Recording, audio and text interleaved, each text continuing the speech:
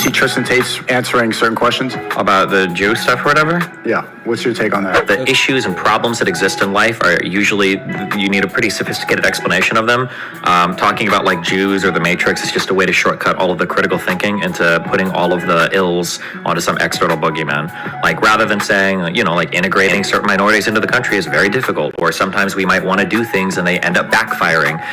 Sometimes, policy is really hard to write. Those answers are unsatisfying, even if they might be the answer, and it's way more satisfying to think like Jewish boogeyman uses Holocaust to get all of us to destroy society. Like that's a really fun, it's cool, it's sexy, it makes you feel like you have access to some special information, but at the end of the day it doesn't get you any closer to solving any problem whatsoever.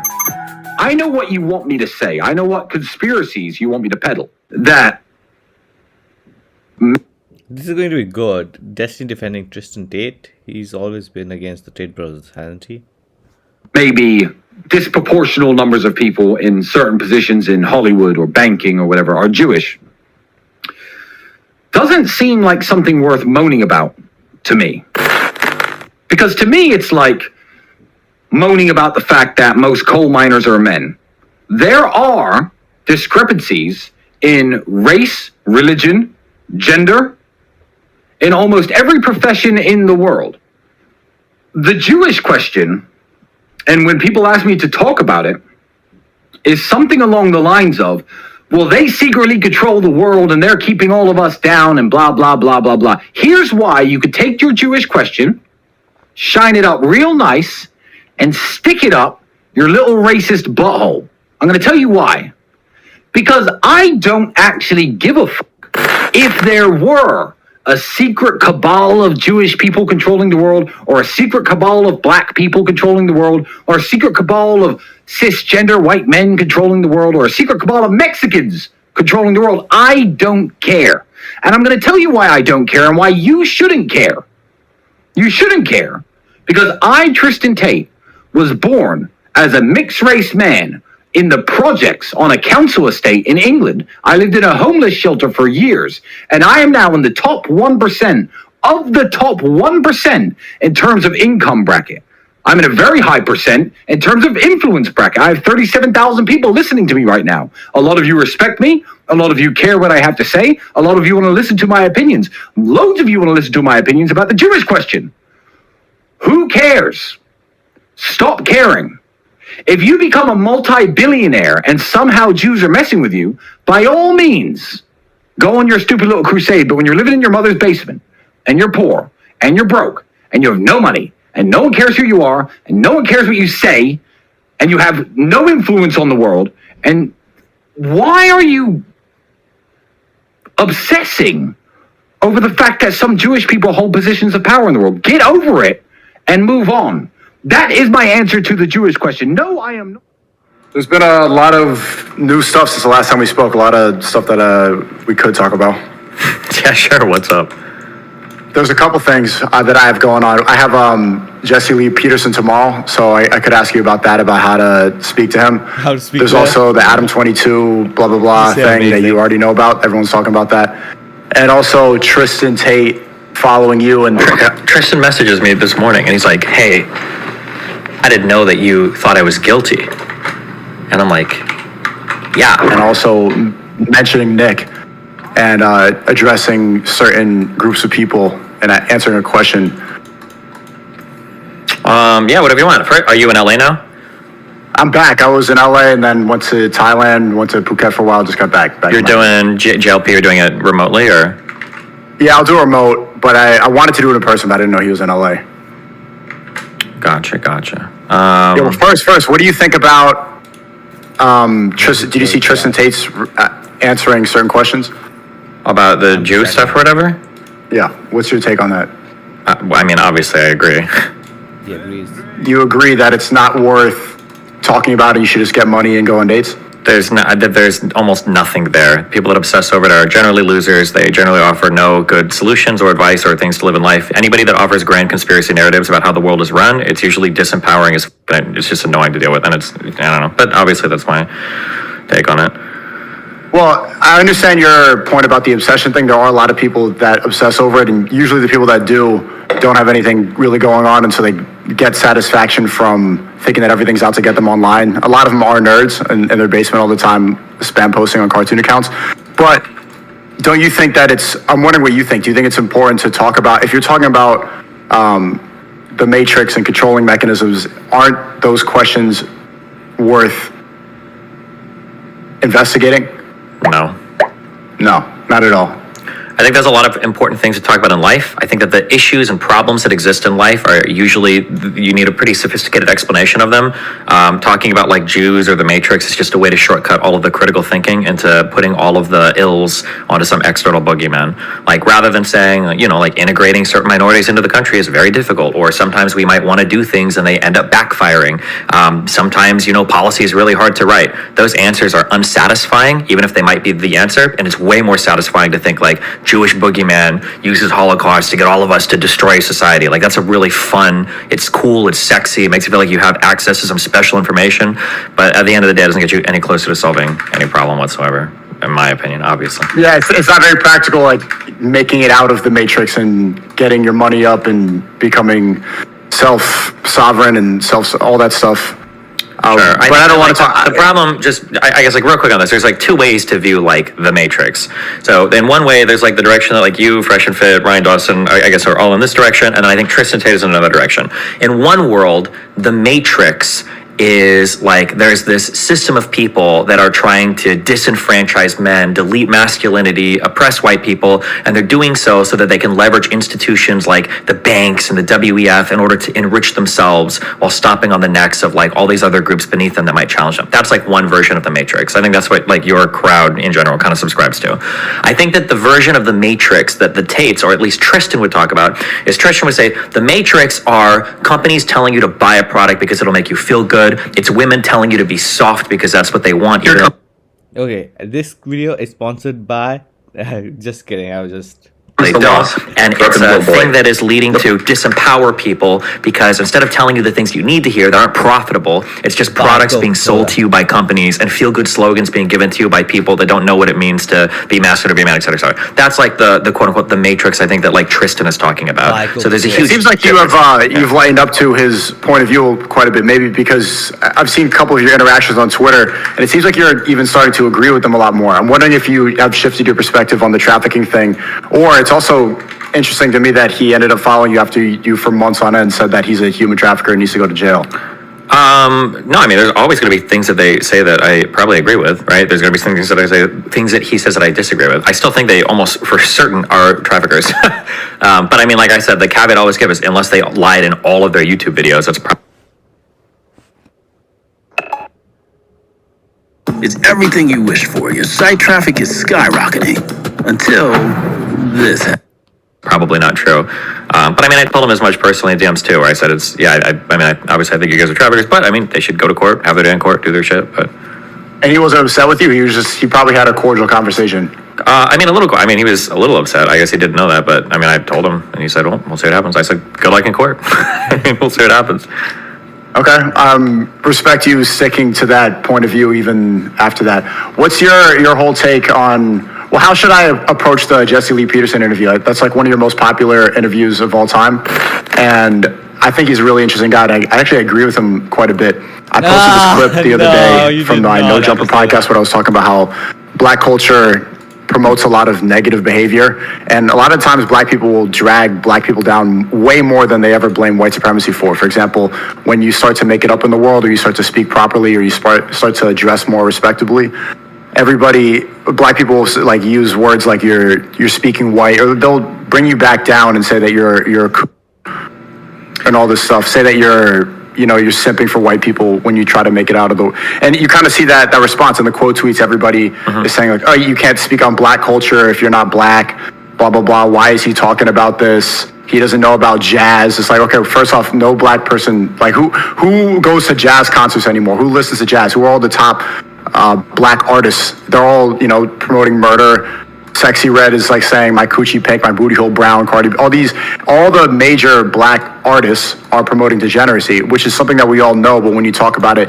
they immediately try to silence you saying you're racist. So I kind of saw a good response there, and I think that's something worth talking about. And maybe even something you agree about. I was listening to a streamer before you saying that you could tell somebody is racist right away, but people will call me racist for that, and I saw a lot of people upset with me and calling me racist, but I'm just pointing out something that if I was blacker, they would probably nod their head and agree with. When Ye talks about it, they say it makes sense, but when I talk about it in a room with Adam 22, they immediately say like, oh, look, he follows Richard Spencer, he hangs out with Nick Fuentes, he's a white supremacist, sympathizer, all this stuff. Okay. When I say this, I'm not here to pass judgment one way or another, but when people have these conversations, there's just some things I would like them to be aware of, okay? For a long time, I would agree that to some extent rap is degenerate, right? Especially when we talk about early gangster rap, especially when we talk about Sad Boy, Xanax rap, all these rappers that die of drug ODs and all this shit. Like, there is an element to, you can even say there's an element to black culture that's degenerate, okay? That's probably true. Right? There you go. Sure. We agree on that. Sure. Wait. Okay, yeah, but here's the issue, and this is what I wish when people have these conversations, these are things they need to keep in mind. Okay? One, the entertainment that you create is a reflection of the culture that you're in, right? It wouldn't make, like, there is no Ashkenazi Jew that makes a song called, like, police. It doesn't make any sense. Like, why would you feel that way about the police? If you're right, well, unless you're talking about the Gestapo, right? So that's one thing. Keep in mind that the art and the media that you create, it's going to be a reflection of the environment that you're in. Now, if we look at the history of African Americans in the United States, the environment that they've been in for a long time has been, on one level, legally and institutionally, right? Or at the very legally, they were slaves. Okay. Past that, it was institutionally Jim Crow. Redlining. I already said that. Yeah. But then why is it that whenever a rapper starts to get out of that, even years after hold on, real quick. I'll let you answer or ask her. I just want to explain this real quick, okay? Right? That for all these times, black people's culture in the United States, because of things that have been outside of their control, they've been relegated to really shit environments. And as a result of that, the media they've made has been some kind of reflection of that. Then there's also this kind of uncomfortable thing where we were very critical of black media is garbage, black media is horrible, it's bringing down the black community. But then there's this uncomfortable trend of like, black people will create something that's disgusting, the blues and jazz, these bastardizations of European music, and then eventually white people are like, it was gross, we turned for it, but actually it's kind of cool. We're gonna take it, right?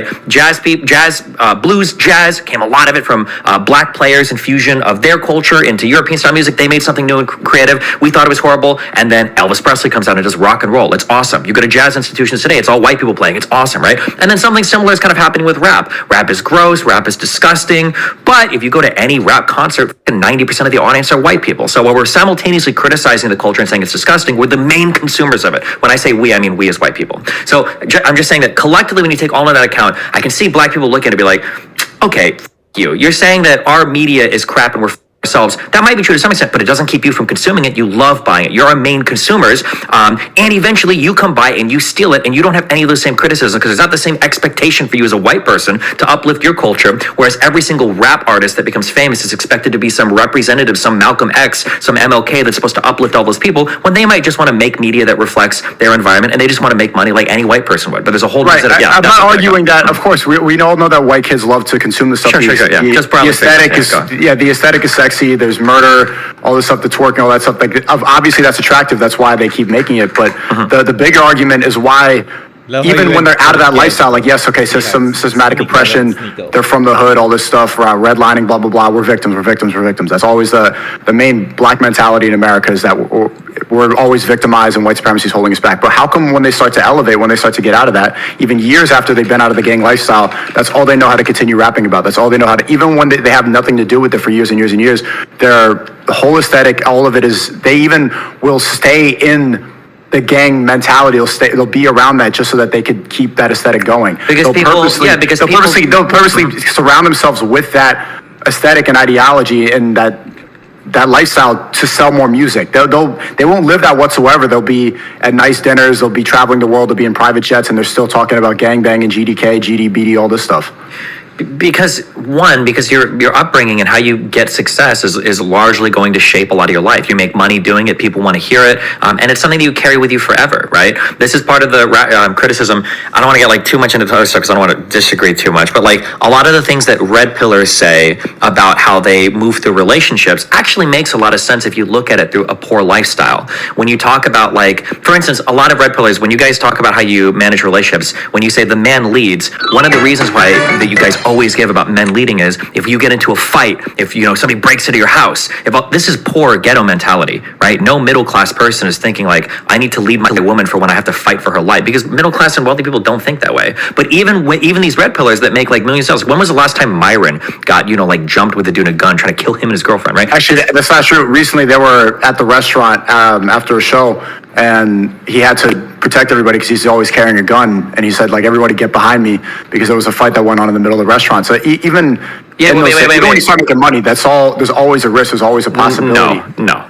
Come on. Well, Sure, it might happen every now and then. First of all, was this a random dude or was this like a fan or whatever, right?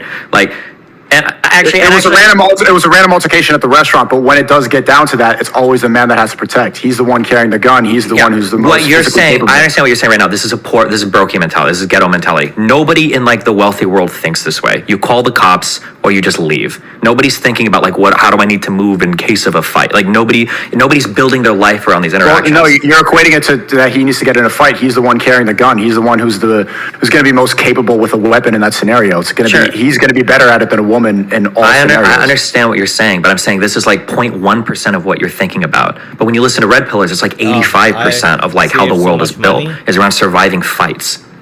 Like, it's just most people just don't think about that, right? You spent some time in Miami Beach. You've been in LA. Like, even in LA, like most places, this shit is not happening. I lived in LA for 3-4 years. I've been to a ton of different restaurants. I've been in fucking weird places in Hollywood, homeless people. Like, I've been down in Miami Beach now. I go all over Brickell, Miami Beach. Like, it's just not something I think about. It's not. Not ultimately the bigger point of it. It's not just about the fact that it's happening all the time, but it's just having that mentality will lead a better relationship. That's sure. I'm just saying that. Sure. All I'm trying to illustrate here is that like that is something that comes from a certain type of background. And it's carried through, like Myron, and maybe I guess even you, I don't even know, are going to carry this mentality with you for 10, 20, 30 years. But what I'm telling you is that other wealthy people are going to look at you like you're crazy. That'll never change. When you start saying things like, oh yeah, like if you're at a table talking to some wealthy folks that come from wealthy families, and you're like, I need to lead in the relationship. They're like, oh, well, why is that, Sneako? And I was like, what if somebody breaks in here and a fight breaks out? Like everybody's going to look at you like you're crazy. That's not the reason that I'm going to give in that scenario. It's because my woman is going to feel more safe and secure, and she's going to be able to be in her feminine more if I'm the one protecting and leading and I'm the masculine one. And there's a lot, that's just the most physical and the best example of it, like when a fight breaks out, but that's obviously not going to happen that much. The relationship's better when the masculine man is leading and the woman can be feminine. A woman can't properly be feminine if she's not in a safe environment and she doesn't feel secure. That's ultimately the reason for it. Okay. That was just one example, but what else do you want to talk about? The last one was, what do you think about this whole Adam 22 thing? I've been messaging him back and forth for a lot of time, and people are making memes about, I saw a collage of like the four of us, like the Cut Coalition. I think it's funny.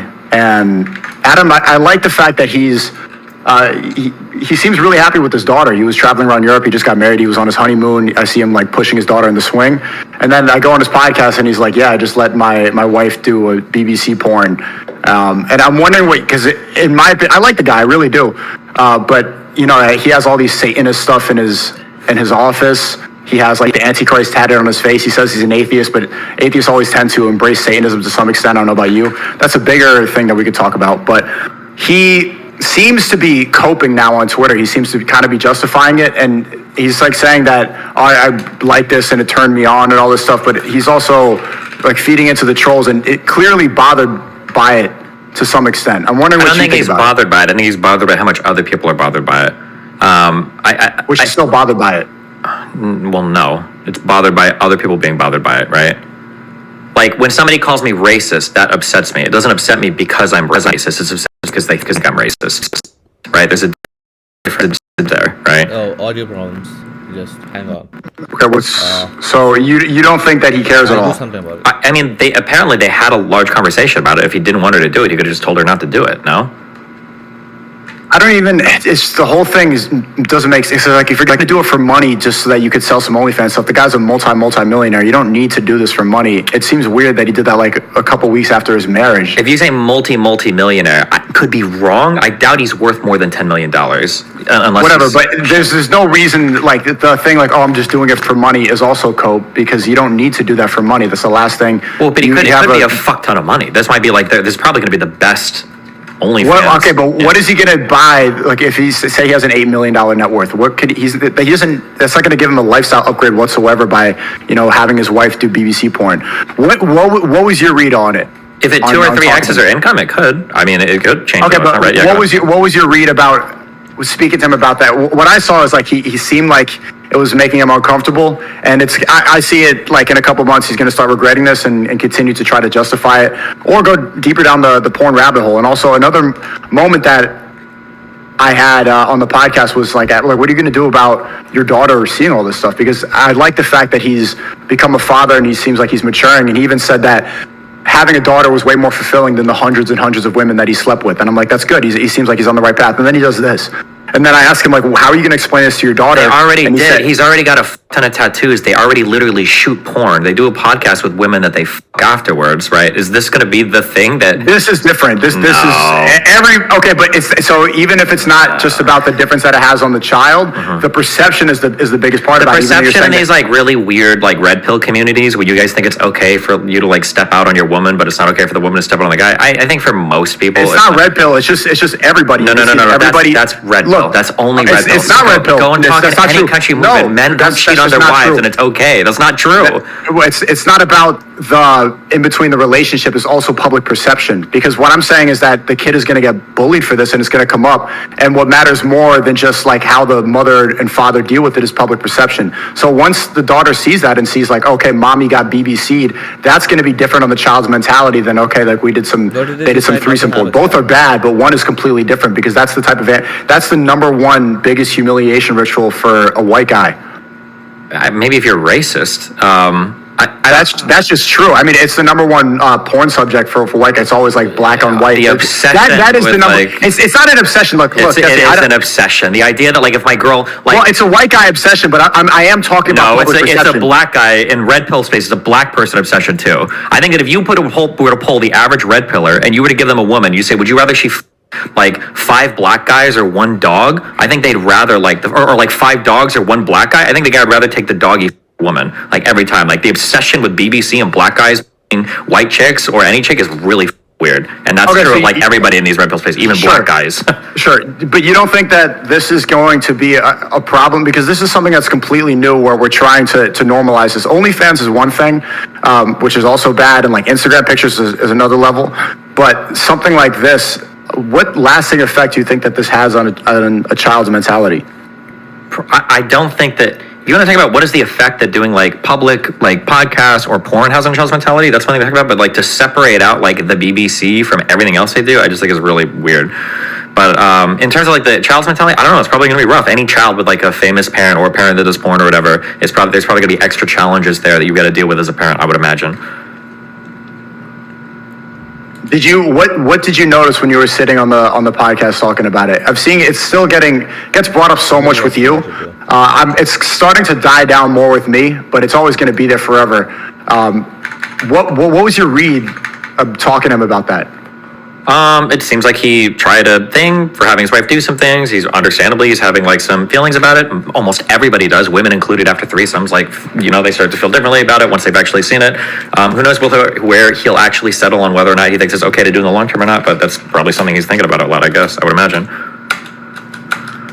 Okay. But everybody has like feelings about like one of the most common like relationship enders for sexual things is like a woman is like, oh, I want to do a threesome, and then they feel good about it and they want to do it, and then they do a threesome with a boyfriend and they watch the boyfriend fuck another girl and like, and she gets traumatized, right? Yeah, she's like, I don't think I like this at all. Yeah, but so I mean, it's common, it happens. Yeah. So I see you're downplaying the public perception of it, because that is important, whether or not it bothers you personally more. The public perception does matter quite a bit, right? Like a woman doesn't get humiliated the same way when she goes in a threesome and feels bad about it the same way a man does, because that removes your masculinity. For a woman, it might make her insecure, but that doesn't remove her femininity. I mean, it's just going to depend on how secure they are in themselves. You're secure in yourself, then public perception is who cares. Public doesn't live your relationships, you do. I would never, I don't know how Adam feels about his, but I would never let the public dictate to me my sexual activities or my relationship history. Because one, most of these people are virgins. And secondly, why would I let them? They don't live my life, I do. So, do you think that taboos exist for a good reason? I think that kids as a taboo is probably that's really good that that's a taboo, but like having threesomes or doing things where all parties are consenting and like I don't think that's necessarily the worst thing in the world. No, I don't think there needs to be a taboo around everything.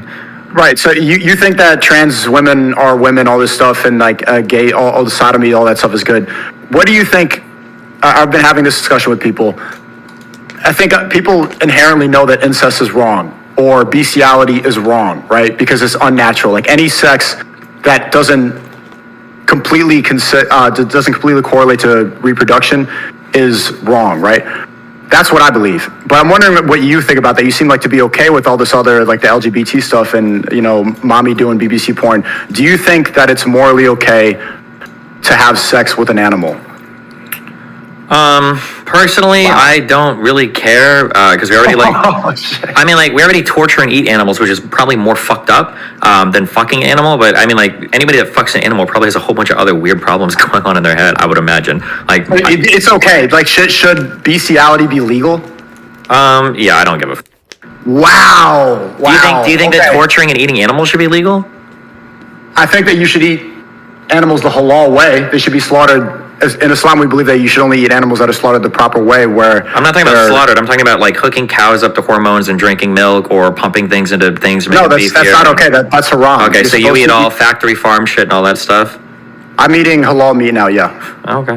Oh, that's fine. Yeah, well, so that's the proper way to eat it because you need to add some moral to that. You think bestiality is okay, right? Okay. Do you think that incest is morally okay? The main problem with incest is usually intra-family dynamics are introducing a whole bunch of bad power stuff that makes it not healthy to pursue. So like older sibling, younger sibling is probably always going to be unhealthy. Parent-child is almost always going to be unhealthy. The issue with incest is that the internal family dynamics make it really hard for anybody to consent to any type of sexual relationship. But what if we equate your same thing? Like what if you don't, because you're saying it doesn't matter about public perception. So if they're both adults, a son and a mother. If you've got like two twin brothers that are like 27 and they want to college, then knock them out. I don't care. Go for it. Wow. Yeah, this is what I'm talking about. Like, this is when I think atheists don't see that there's a soul involved, and committing these deviant acts starts to remove your soul from your existence. And when you start thinking that everything's okay, just because like you can justify it in a debate or something, there's some things that are just inherently wrong because deep down we know it. I think a lot of people even know this stuff without religion, but these are just wrong without debate, without discussion. Sure, and I mean, like stuff like this, you could just point blank period say this is wrong. Yeah, and I understand you think that, but the problem is at the end of the day, you're not even relying on your actual intuitions. You're going by the weird religious ones. At the very least, that's not even before my reversion to Islam. I would tell you the same thing. That's fine. I was an atheist. Like I was a Reddit atheist too, and I would have said the same thing. Like, no, bestiality is wrong, and like why it just is. There's some things that are wrong. Great. That's fine. I would rather use moral intuitions and reasoning to try to avoid harm for people. Right? Like you can sit here and be like, oh my God, you feel this way about bestiality and incest and blah, blah, blah. But I think that the way that your movement views women is disgusting. Like it's worse than any amount of doggy or mother-son when they're both 30 or 40 years old could ever be, the way that you guys view and treat women. So, but I mean, like you have like your feelings for that and you think it's all internally justified and the souls have men over women, blah. Well, that's you fine. see how you just equated men leading in a relationship, a red pill relationship to bestiality? Hold on. I'm not equating any, what do you think equating means? You're comparing it, and you're saying that one thing is worth. What do you think comparing means? Do you think comparing means equating? Why would you compare two things that are equal? Fine, maybe that wasn't the perfect word, but it's no. It's not the perfect word. You are pivoting. No. The problem is you can't engage with you pivoted from bestiality to red pill relationships. I didn't pivot. I showed you that you feel incredibly comfortable in your moral reasoning because of souls or intuition or whatever. And what I'm saying is I have other moral reasoning that takes that has a huge problem with some things you say about like women. You're sitting here focused on questions that don't really matter. Incest and bestiality doesn't matter? No. How many people are animals in the world. No, that doesn't really matter. But things like how we treat women, how we set up relationships, it's not how many those things people are do it. way more. No, it is about how many people. No, do it. It's way more important. You know, Yeah. it's about the mindset of accepting that and accepting all types of sexual deviance. That's the biggest thing. Where we start to accept everything, and then the floodgates open, and then society crumbles. Sure, and if you think it's okay to have sex with the dog, then everything starts to crumble after that. It's not. You shouldn't even have to bring up statistics. Like, if people start to believe that things like this are okay, everything falls apart.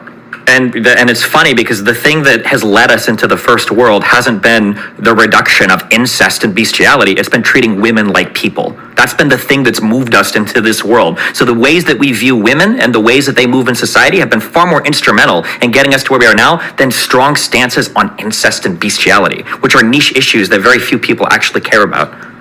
No, the difference is, we used to believe that men and women had different roles, that women were supposed to be at home raising their children. And now you're saying that treating women like people is treating them exactly the same as men. And that it doesn't matter who protects and provides, a woman can protect, because, like, how many scenarios are that going to happen? But ultimately, we are different by design. God created us differently. If a woman wants to avoid harm, what's like the number one thing she should do? She should find a man who's going to be able to protect her. Wrong. If a woman wants to avoid harm, she should be a lesbian, because the most likely person that's ever going to hurt you as a woman is your significant other. So you're defeated by the very thing you're saying. When you say men exist to protect women from who? Not from other women, it's from other men. So even your point doesn't make sense, right? It's not about treating women and men as equal. It's about granting them the same autonomy and letting them make the choices in society that are the healthiest for them, that they want to do the most. And when you leave these options up to women, then they start working more, they do other things, and your society gets better. Look at every single industrialized country in the world. One of the hallmarks of success is usually women getting to vote, women having access to reproductive control, and women working jobs. It's like the best thing for your economy.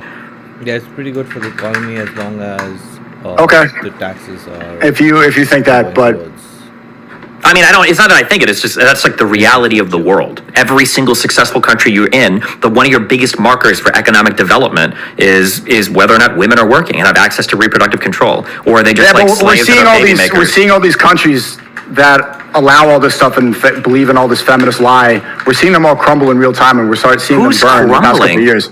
France is crumbling right now, one of the wokest countries in the world. 3 years ago, we saw all of America burn, cities burn because of all the BLM. Yeah, so look, wait. Countries where there's Sharia law. Countries where there's Sharia law, and we say, like, okay, not everything is up to the individual person based on whether they want to do it. There's some things that should be taboo, and we should not be allowed to do because it's better for everybody else. It's better because of basic morality. Those countries end up surviving. Those countries end up surviving. Where countries with the top 3 lowest crime rates are all Middle Eastern countries. That's great. Muslim countries. And who invented the microprocessor? Who gave us YouTube and Facebook? Who landed on the moon? Who runs the world economy and world trade? Who dictates policy to every other free nation on the planet? Who donates more to, it's not countries with Sharia law. And those countries Sharia law can only do because they're sitting on fucking mountains of oil, right? You don't exist without the United States, and I don't either. And you're trying to give me this idea, well, Sharia law is good because we can make some women wear hijabs, and that's your marker for success? You're saying, no, my marker for... Also, France has marker of success is happiness. France has a whole history of violent protests. That's what they do. They kill the kings, they set the shit on fire. You see, you started bringing up all this and everything that happens to do with industrialized society and the invention of technology and trade. Like, that's not how I mark a happy society. The ultimate goal is happiness, right? Like, these things that your technological development, stuff like that, you could argue that it's actually hurt happiness quite a bit. That isn't the ultimate marker of success, and I didn't argue for that at all. How are you finding happiness right now? You're getting on airplanes manufactured by Western technology, on your cell phone blogging, probably made by Apple or Google, it's uploading into social media networks that are ran by microprocessors, probably in an Amazon warehouse. Every single part of your life that you're enjoying right now, the women you can reach out to, the adventures you're having, all the learning that you're doing, this conversation you're having right now is built off of Western technology, not Sharia law. All right, I use the technology that's here, but ultimately what makes me happy is my connection with God, is my relationships with people, is my then go do ayahuasca and Brazil and go crawl into the ayahuasca has nothing to do with it. That's some ayahuasca, all that like hippie stuff. Okay. That's the incest bestiality argument that you're making for. That's not what makes me happy. Those things obviously are fun and they give me access to people and I'm taking advantage of the industrialized society, but that's not what makes people happiest. It's its connection with the higher power. Okay.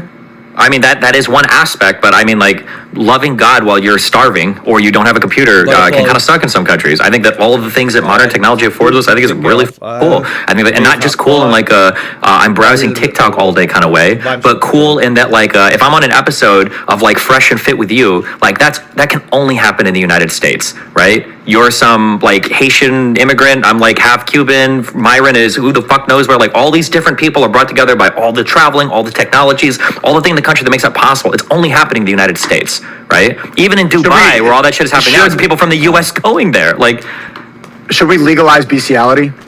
I don't know. I don't have a strong. I don't really care about bestiality. Is that all you think about? Is animals or? Well, I am surprised on your take on that. The reason I bring it up is we're allowing so much sexual deviancy.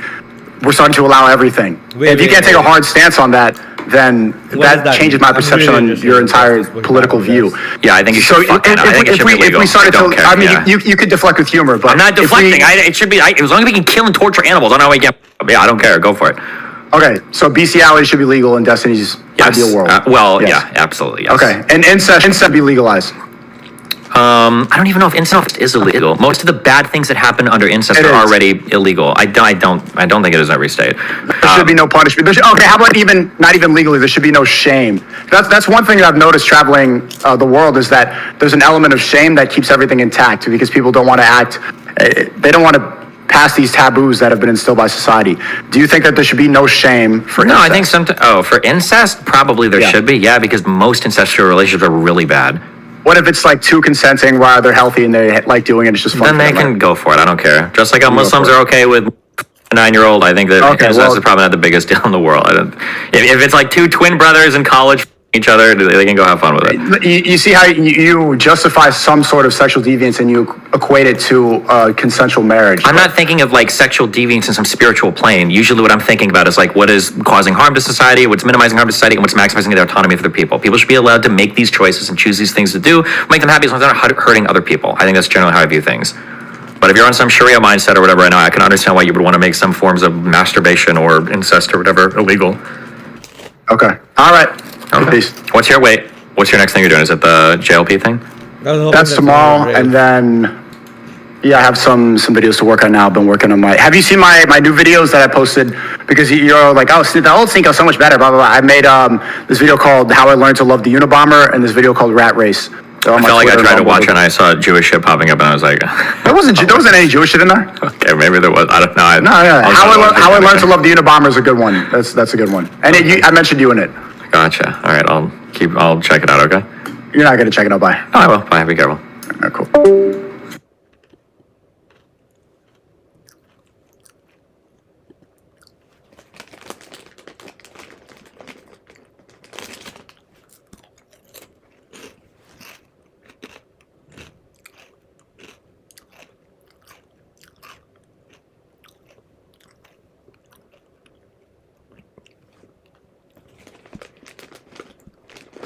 I think I should raise. Yeah, I'm gonna raise now. Full pot.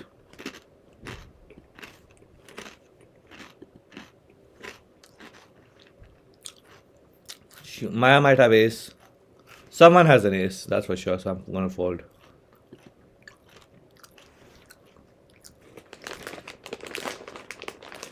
I was just hoping for like call, and then I would have raised again, and then 2k. Oh, I can't believe that hand won. I would have won.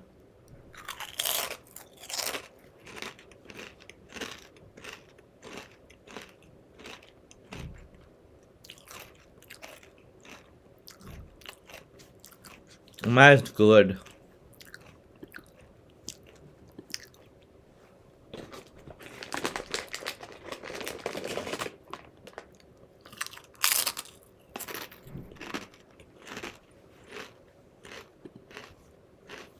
Let's see if she raises.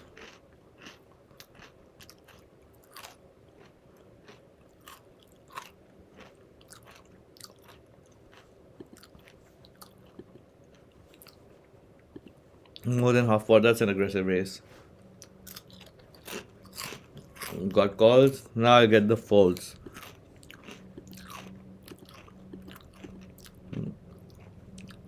This is how I get folds, see that. Oh. Ah.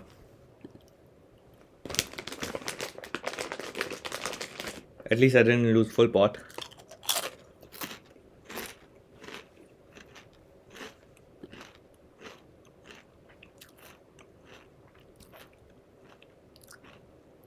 Just the last hand for today.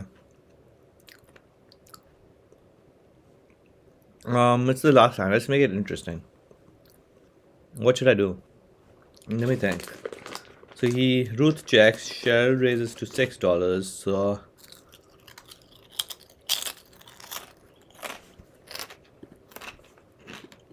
I re-raise to 12.